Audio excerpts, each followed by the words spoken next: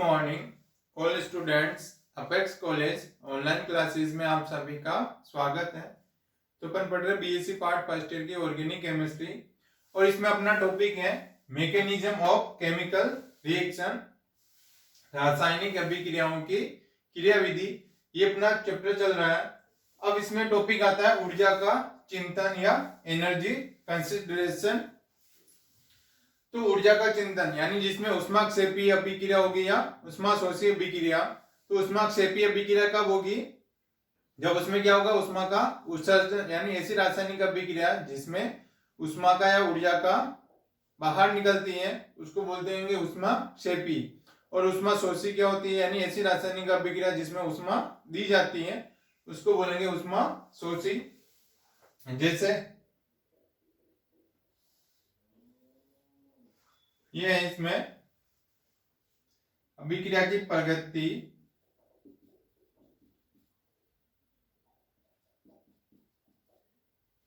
और इधर potential energy, क्षितिज ऊर्जा।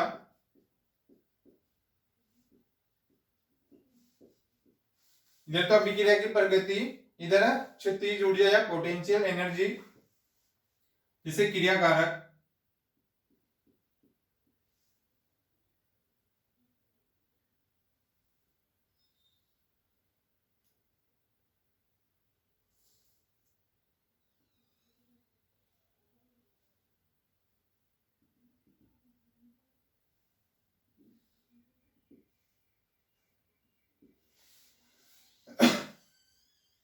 तो ये क्या है, यहाँ पे क्रिया कारक है और यहाँ पे उत्पाद। तो ये क्रिया कारक की एनर्जी ई आर, ये है ईपी। तो ये है प्रोडक्ट की एनर्जी, इधर रिएक्टेंट की एनर्जी। और इस स्टेट को बोलते हैं ट्रांजिशन स्टेट, संक्रमण ऊर्जा, संक्रमण ऊर्जा। और यहां से लेके यहां तक जो एनर्जी दी जाती है यह है एक्टिवेशन एनर्जी, सक्रियण ऊर्जा।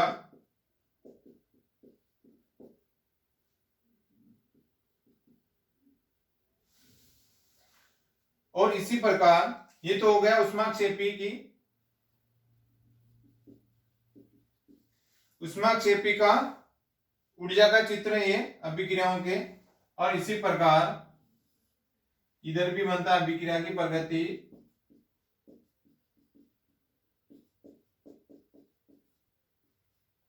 और इधर हो जाएगा पोटेंशियल एनर्जी या क्षितिज ऊर्जा।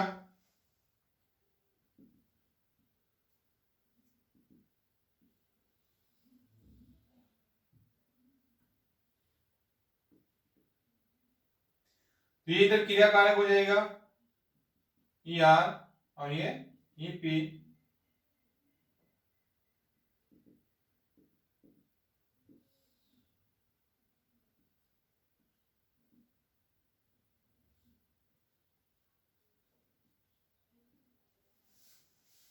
ये हो जाएगी इसकी संक्रमण ऊर्जा, ये संक्रमण अवस्था, ये भी इसकी संक्रमण अवस्था। यानी ऊष्माक्षेपी और ये ऊष्माशोषी।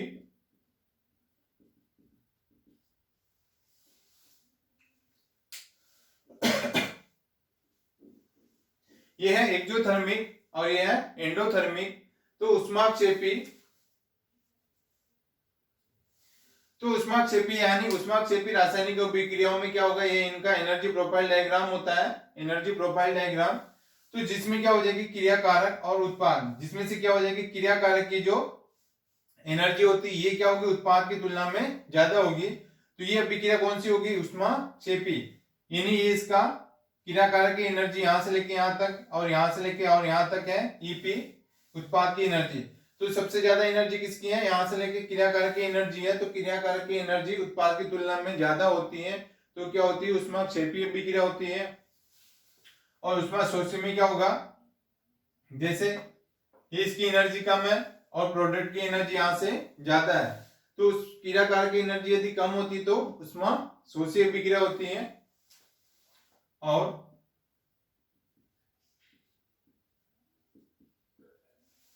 और क्रिया कारक की एनर्जी और उत्पाद की एनर्जी के बीच में जो डिफरेंस होता है इसको बोलेंगे एंथैल्पी या डेल्टा एच। यानी क्रियाकारक की एनर्जी और उत्पाद की एनर्जी के बीच में जो डिफरेंस होता है उसको बोलेंगे डेल्टा एच या एंथैल्पी। और ये होती है इसको एक्टिवेशन एनर्जी।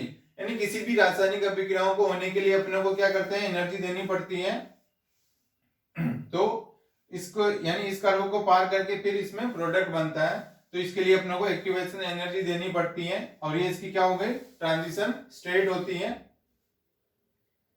ये इसके लिए यहां से लेके यहां तक इसकी ट्रांजिशन स्टेट, यहां से लेके यहां तक इसकी ट्रांजिशन स्टेट ए, इसकी क्रियाकारक की ये होती है ट्रांजिशन स्टेट ऊपर, और ये क्रियाकारक की एनर्जी और ये प्रोडक्ट की एनर्जी। तो क्रियाकारक की एनर्जी ज्यादा होगी प्रोडक्ट के तुलना में, तो ये होगी ऊष्माक्षेपी। यदि उत्पाद की तुलना में क्रियाकारक की या रिएक्टेंट की एनर्जी यदि कम होती तो ऊष्माशोषी अभिक्रिया होती है। ये इनका होता है एनर्जी प्रोफाइल डायग्राम, ऊष्माक्षेपी और ऊष्माशोषी अभिक्रियाओं का। अब नेक्स्ट टॉपिक आता है अपने, जैसे इसमें डेल्टा एच क्या हो जाएगा, एंथैल्पी, तो ये हो जाएगा Hp माइनस HR।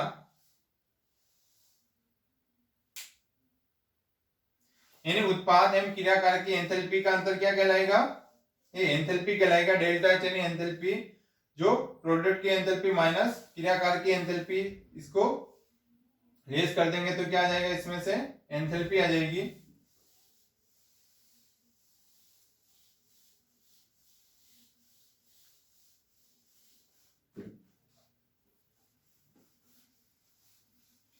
अब नेक्स्ट टॉपिक आता है रिएक्शन इंटरमीडिएट, क्रियाशील मध्यवर्ती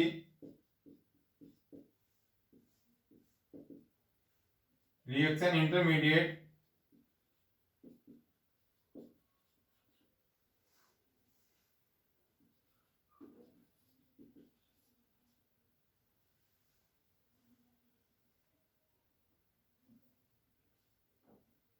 रिएक्शन इंटरमीडिएट्स। यानी किसी भी रासायनिक अभिक्रियाओं में क्या होगा, एक मध्यवर्ती उत्पाद बनता है क्रियाकारक और प्रोडक्ट के बीच में, इंटरमीडिएट प्रोडक्ट बनता है। ये होती है क्रियाशील मध्यवर्ती, उसको बोलेंगे। तो सबसे पहला इंटरमीडिएट आता है कार्बोकेटाइन।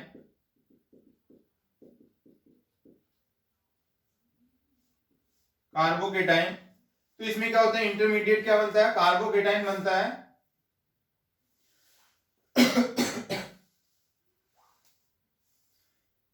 यानी यदि कार्बन परमाणु से क्या होंगे, जैसे कार्बन परमाणु के साथ यदि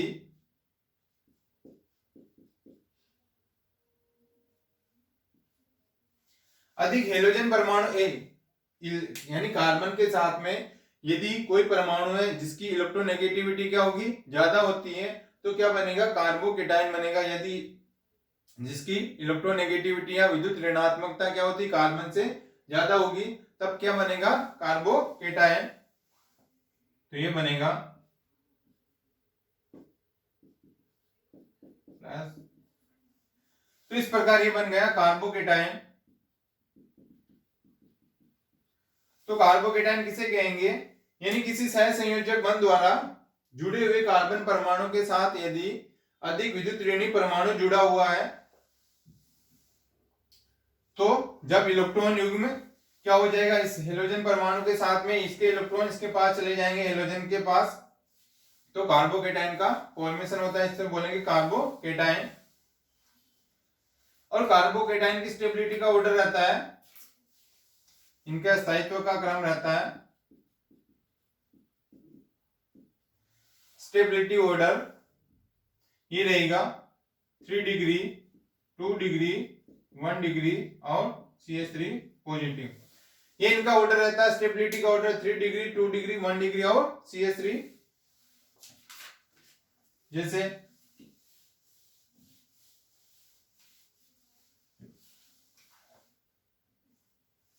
जैसे हो जाएगा इसमें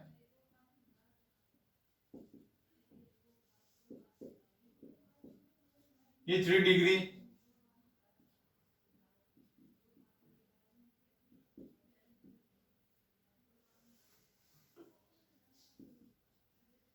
ये 2 डिग्री और 1 डिग्री।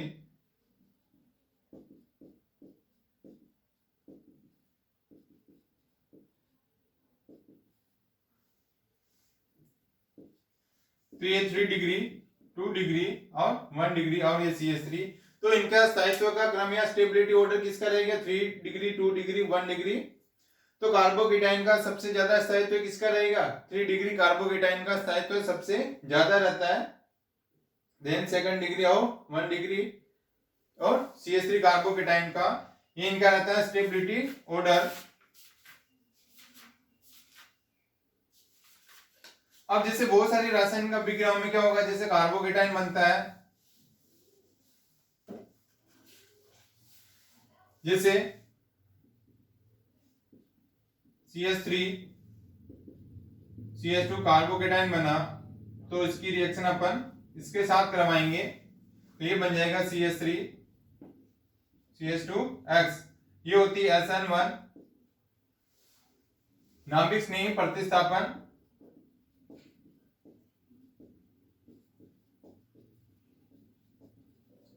नाभिक स्नेही प्रतिस्थापन अभिक्रिया में न्यूक्लियोफिलिक सब्स्टिट्यूशन रिएक्शन के अंदर ये होती है SN1, जिसमें क्या होता है कार्बोकेटाइन बनता है और फिर इसमें इस प्रकार से ये बनेगा। तो इस अभिक्रियाओं में भी क्या होता है, न्यूक्लियोफिलिक सब्स्टिट्यूशन रिएक्शन में भी कार्बोकेटाइन का फॉर्मेशन होता है और उसी प्रकार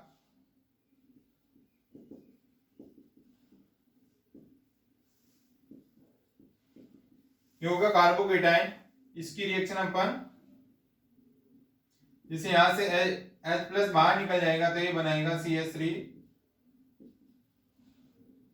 डबल बॉन्ड CH2, तो ये हो जाएगा विलोपन अभिक्रिया।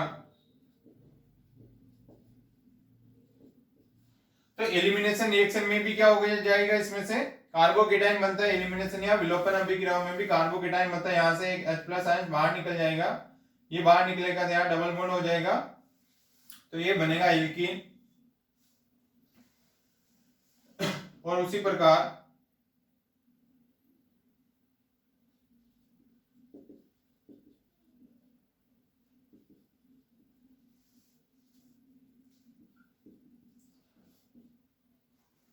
तो इसमें बनेगा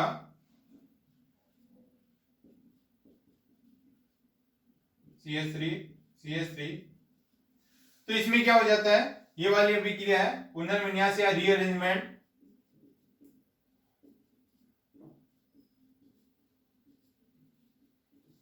तो रीअरेंजमेंट रिएक्शन में क्या हो जाएगा, जैसे ये क्या है कार्बोकेटाइन कौन सा 1 डिग्री है, तो 1 डिग्री क्या होगा, उसकी स्टेबिलिटी कम होती है, तो ये इधर हाइड्रोजन इधर आ जाएगा और ये इधर की तरफ आ जाएगा, तो ये कार्बोकेटाइन क्या हो जाएगा इस पे आ जाएगा, तो ये क्या बन जाएगा 3 डिग्री कार्बोकेटाइन, जिसकी स्टेबिलिटी क्या हो जाएगी ज्यादा हो जाएगी। तो इसमें क्या होता है रीअरेंजमेंट।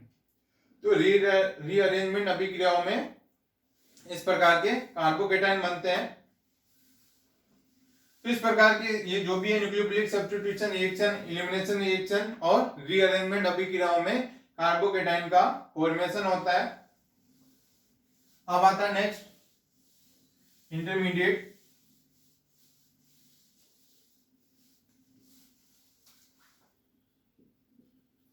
कार्ब एनायन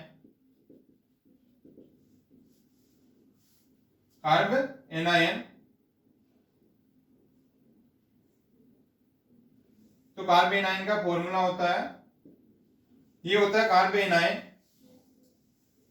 जिसमें क्या होता है 8 इलेक्ट्रॉन होते हैं। इसके पास कितने इलेक्ट्रॉन है 8 2 4 6 और ये 8 इलेक्ट्रॉन होते हैं।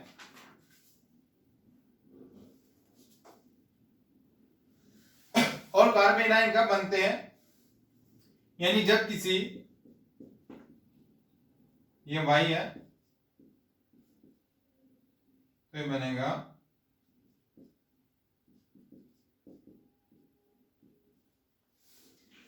यानी क्या हो जाएगा, जब किसी कार्बन परमाणु से जुड़ा हुआ परमाणु कार्बन से क्या होगा, कार्बन परमाणु से कम विद्युत ऋणात्मक परमाणु होगा, यानी इस Y की इलेक्ट्रोनेगेटिविटी क्या होगी कम होगी। तो इसकी इलेक्ट्रोनेगेटिविटी कम है, कार्बन की इलेक्ट्रोनेगेटिविटी ज्यादा है, तो इस प्रकार कार्बन की इलेक्ट्रोनेगेटिविटी इससे ज्यादा होने के कारण क्या हो जाएगा, इस पर नेगेटिव चार्ज आ जाएगा और इस पे पॉजिटिव चार्ज आ जाता है, तो ये बनेगा कार्बन एनायन। तो और इनका स्थायित्व का क्रम रहता है, इनका स्टेबिलिटी का ऑर्डर रहता है CH3 नेगेटिव,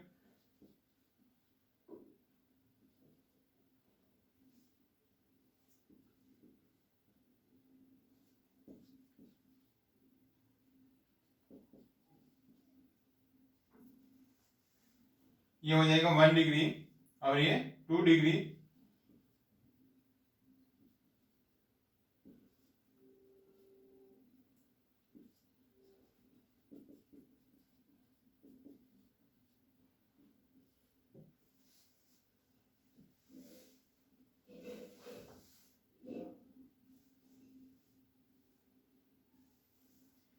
तो इस प्रकार ये हो जाएगी, जैसे 1 डिग्री, ये है 2 डिग्री और ये है 3 डिग्री। तो इस प्रकार इनका स्टेबिलिटी का ऑर्डर क्या रह जाएगा, जैसे CH3 नेगेटिव 1 डिग्री, 2 डिग्री और 3 डिग्री। तो इनका स्टेबिलिटी ऑर्डर किसका ज्यादा रहेगा, सबसे पहले CH3 नेगेटिव का, देन 1 डिग्री, इसमें सबसे ज्यादा स्टेबिलिटी क्या होगी, CH3 एनायन की स्टेबिलिटी सबसे ज्यादा रहती है, देन 1 डिग्री, देन 2 डिग्री और देन 3 डिग्री की स्टेबिलिटी ऑर्डर सबसे इसमें कम रहती है, यानी कार्बोकेटाइन में इसमें अपोजिट होती है। तो ये हो जाएगा,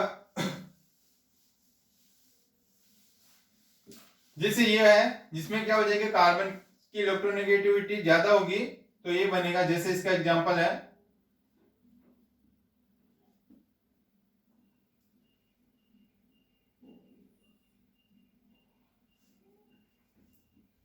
जैसे CH3, जैसे CH4 है, यदि इसके साथ अभिक्रिया करवा लेंगे, जैसे OH नेगेटिव की, ये हो जाएगा कार्बेनाइन। तो क्या होता है, बहुत सारी अभिक्रियाओं में भी क्या होगा, कार्बेनाइन बनता है, जैसे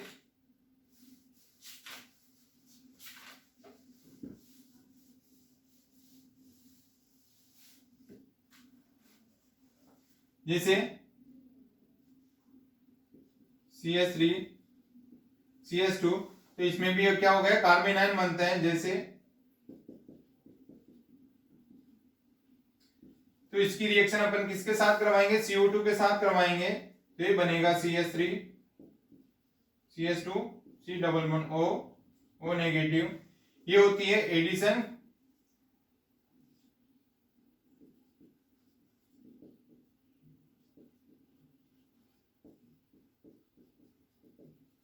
एडिशन रिएक्शन के अंदर क्या होगा, कार्बो एनाइन का फॉर्मेशन होता है, और उसी प्रकार C6H5 CH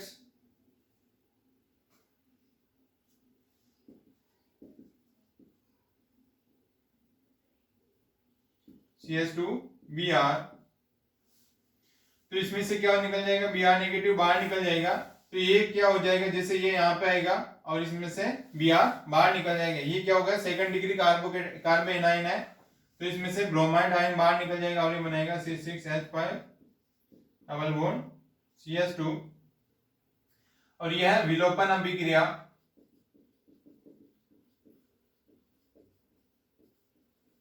यानी एलिमिनेशन रिएक्शन में भी कार्बोनाइन का फॉर्मेशन होता है।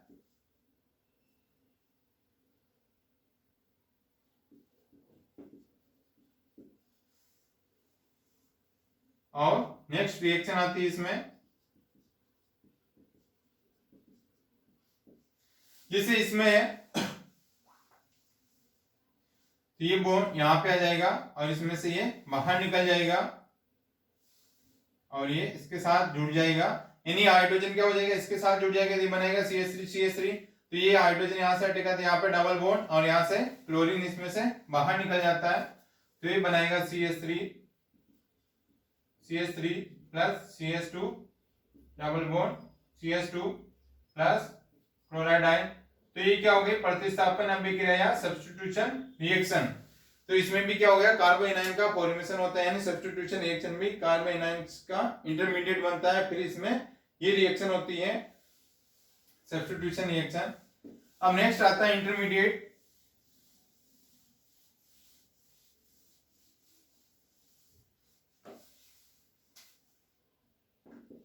नेक्स्ट आता है मुक्त मूलक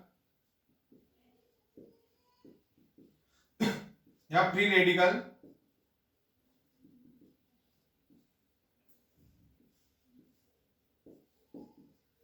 मुक्त मूलक या फ्री रेडिकल।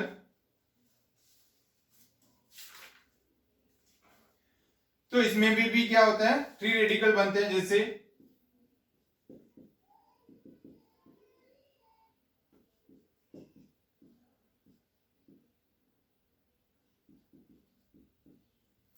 यानी क्या हो जाएगा, जब इसमें समान स्विकंडन होता है होमोलाइटिक, तो इसमें क्या होगा, जब होमोलाइटिक फिजन होता है तब क्या हो जाएगा, होमोलाइटिक फिजन के अंदर जैसे इसमें सहसंयोजक बंध द्वारा जुड़े हुए हैं, जब इसका क्या होगा, विभाजन होता है, तो ये इसके सहसंयोजक बंध के इलेक्ट्रॉन क्या हो जाएंगे, दोनों बराबर बराबर भागों में डिवाइड कर लेते हैं। तो एक इसका रेडिकल इसके पास आ जाएगा, एक इलेक्ट्रॉन इसके पास आ जाएगा। इस प्रकार बराबर बराबर भागों में सहसंयोजक बंध के इलेक्ट्रॉन को डिवाइड कर लेते हैं, तो इसको बोलेंगे होमोलाइटिक फिजन, और इस प्रकार बनते हैं फ्री रेडिकल। तो ये क्या होंगे, विद्युत के उदासीन होते हैं। तो इस प्रकार ये क्या होते हैं, कम स्थायी होते हैं, और इन्हें अपन बोलेंगे मुक्त मूलक। और इनका स्टेबिलिटी का या स्थायित्व का क्रम भी यह रहता है, स्टेबिलिटी का ऑर्डर रहेगा, जैसे CH3, जैसे इसमें हो जाएगा 3 डिग्री, 2 डिग्री, 1 डिग्री और CH3 फ्री रेडिकल। तो इनका स्टेबिलिटी का ऑर्डर क्या रहेगा, 3 डिग्री, 2 डिग्री, 1 डिग्री और CH3 फ्री रेडिकल। इस प्रकार से इनका स्टेबिलिटी ऑर्डर रहता है।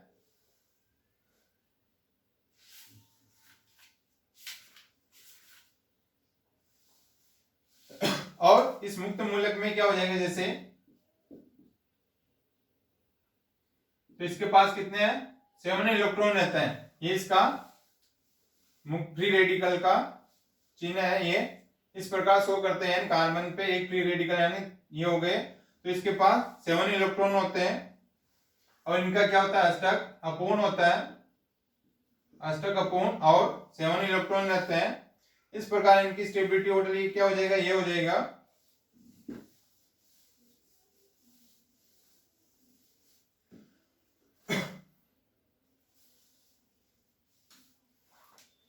अब जैसे कार्बन का बनता है, जैसे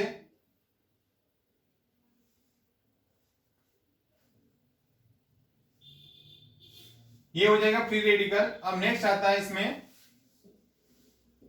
कार्बन,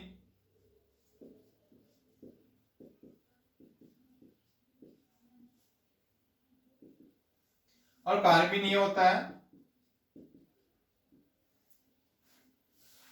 अब नेक्स्ट इंटरमीडिएट आता है कार्बन, और कार्बन का इस प्रकार से अपन इसको बोलेंगे कार्बन, ये बनता है इंटरमीडिएट, यानी इसमें क्या हो जाएंगे,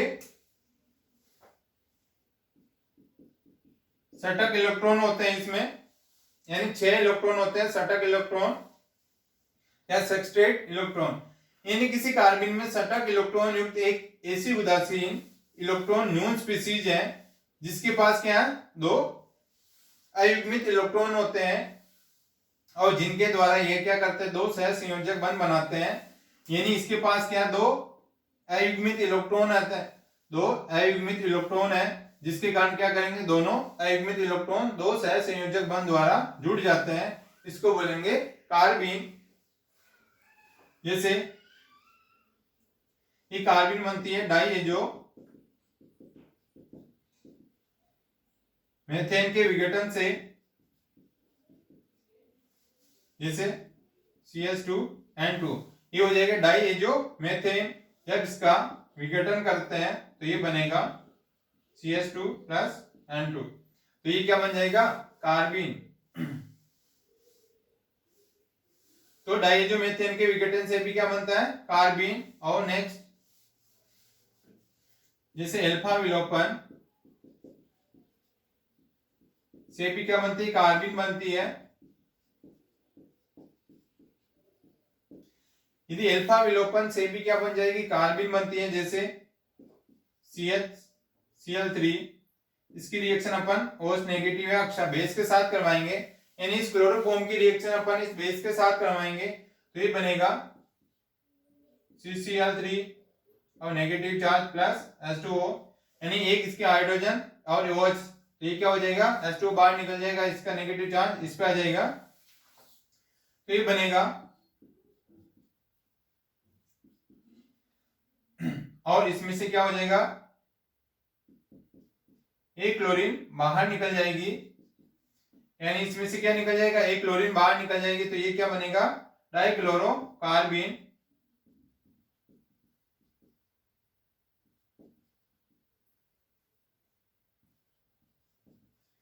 तो ये बन गई डाइक्लोरोकार्बिन। जैसे इस प्रकार, तो ये हो गई डाइक्लोरोकार्बिन। यदि इस डाइक्लोरोकार्बिन की रिएक्शन अपन H2O के साथ और बेस के साथ करवाते हैं, तो ये बनेगा इसमें H double bond O negative plus CO plus Cl negative, इस प्रकार के इसमें प्रोडक्ट बनते हैं। तो ये क्या बनेगा, कार्बिन, और इसकी रिएक्शन यदि अपन H2O के साथ और बेस के साथ करवाते हैं तो इसमें ये बनता है। जैसे इसकी एक रिएक्शन देखते हैं,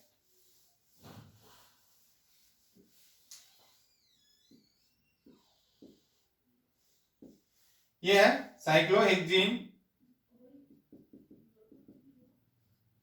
साइक्लोहेक्सीन की रिएक्शन अपन क्लोरोफॉर्म के साथ और KOH के साथ करवाते हैं, तो इसमें क्या होगा, इंटरमीडिएट प्रोडक्ट बनता है कार्बिन, तो इसमें क्या बनेगा, कार्बिन बनेगा, यानी CCl2,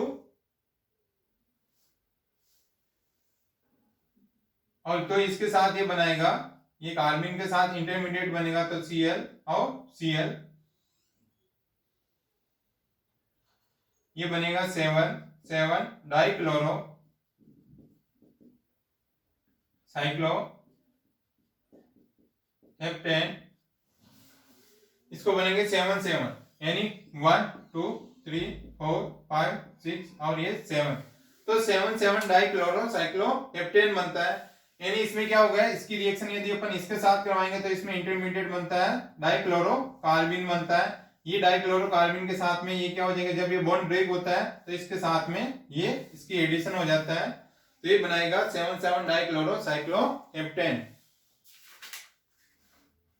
अब नेक्स्ट इंटरमीडिएट आता है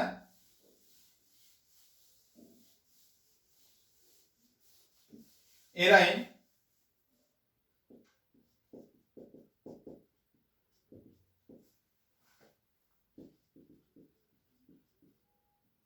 नेक्स्ट आता है एराइन, जैसे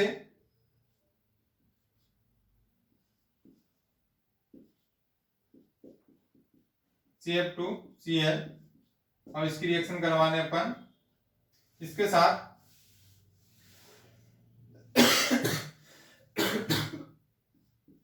तो इसमें क्या बनेगा, CF2 और ये बनेगा NH2। जब क्या होती है इसकी रिएक्शन अपन क्या करवाते हैं, इसके साथ करवाएंगे, जो इसमें इंटरमीडिएट बनेगा एराइन, और एराइन क्या होगा, बेंजाइन को अपन बोलेंगे एराइन, या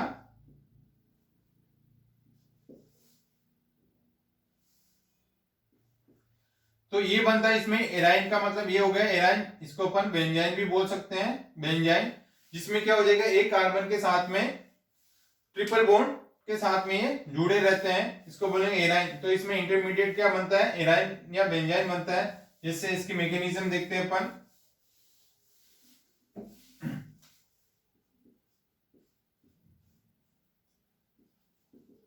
Cl इधर हाइड्रोजन और CF3 ये है, तो इसकी रिएक्शन अपन इसके साथ करवाएंगे, जैसे एमीन के साथ करवाएंगे, तो ये यहां पे आएगा और ये इसमें से बाहर निकल जाएगा, तो ये बनाएगा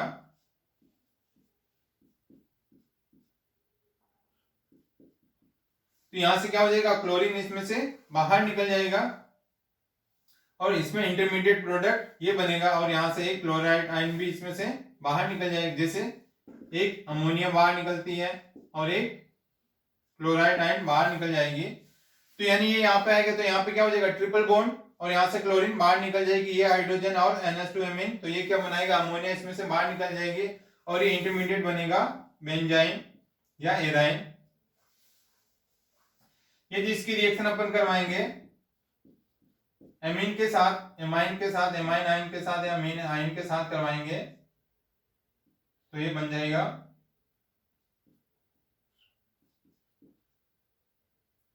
NH2 और यहाँ पे नेगेटिव चार्ज जाएगा। यानी क्या हो जाएगा, जब ये इधर की तरफ टूटते हैं तो यहाँ पे क्या हो जाएगा, डेल्टा नेगेटिव और यहाँ पे क्या हो जाएगा NH2 का, इस पे ये डेल्टा पॉजिटिव है तो NH2 यहाँ पे आ जाएगा और इसका नेगेटिव चार्ज यहाँ आ जाएगा। तो इस प्रकार ये तो बन गया ऑर्थो प्रोडक्ट। और उसी प्रकार यदि इसकी रिएक्शन अपन इसके साथ करवाएंगे तो यदि ये क्या हो जाएगा, इधर की साइड होता है तो ये डेल्टा नेगेटिव डेल्टा पॉजिटिव, तो ये इस पोजीशन पे, मेटा पोजीशन पे जुड़ जाएगा तो ये बनाएगा इसमें एक प्रोडक्ट।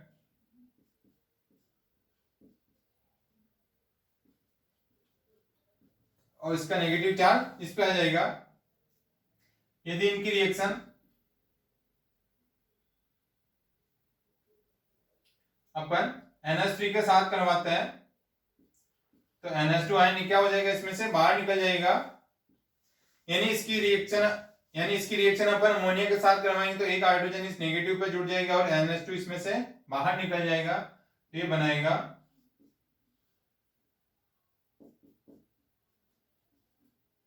ये हाइड्रोजन और ये इस प्रकार से प्रोडक्ट बनाएगा। और इसकी भी अमोनिया के साथ रिएक्शन करवा देंगे तो ये बनाएगा